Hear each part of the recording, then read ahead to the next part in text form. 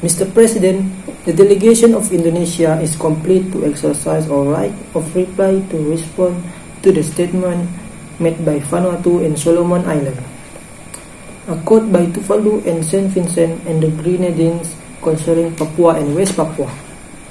Mr. President, it is one time too many that hoax and false allegations are circulated by individuals that are economically motivated by separatist agenda of Papua and supporters. Time and time again, the same fabricated and false accusations are thrown at us. This country are sadly blindfolded to fail to understand, or more precisely, refuse to understand. The provinces of Papua and West Papua have the undergone massive development and progress.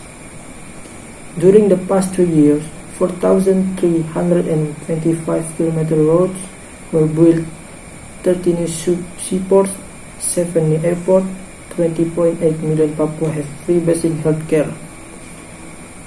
360,000 Papua students have free education, with the economy growing 9.21%. I'll make Papua and West Papua provinces the fastest growing region in Indonesia. Mr. President, Papua and West Papua provinces are an integral and sovereign part of Indonesia. They will always remain an integral part of Indonesia. These countries were officially decided by individuals, I repeat, by individuals with separatist agenda to exploit the issue of human rights. If human rights are at the heart of issue, why were these concerns were not raised in the appropriate forum, namely the third cycle of Universal Periodic Review of Indonesia at the United Nations Human Rights Council? If Indonesia has anything to hide of human rights issue in this day and age of open technology, by now everybody will know such accusation even exists. Mr. President, Indonesia fails to understand how countries continue to support activism of separatists in other countries, or this a way to hide from one's own domestic problem. Are these countries' human rights track record perfect?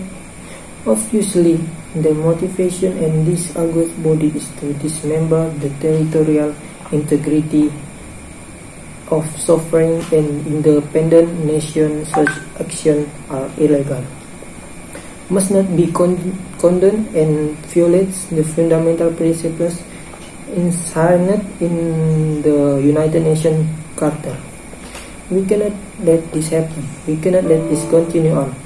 Indonesia categorically rejects all accusations made by these countries and the individuals with separatist agenda operating behind them. Mr. President, I would like to conclude by quoting old proverb in Indonesia that says, menepuk air di dulang terpercik muka sendiri. Or loosely translate, if you slap the water in the bucket, when be careful that the water will splash all over your own face. I thank you, Mr. President.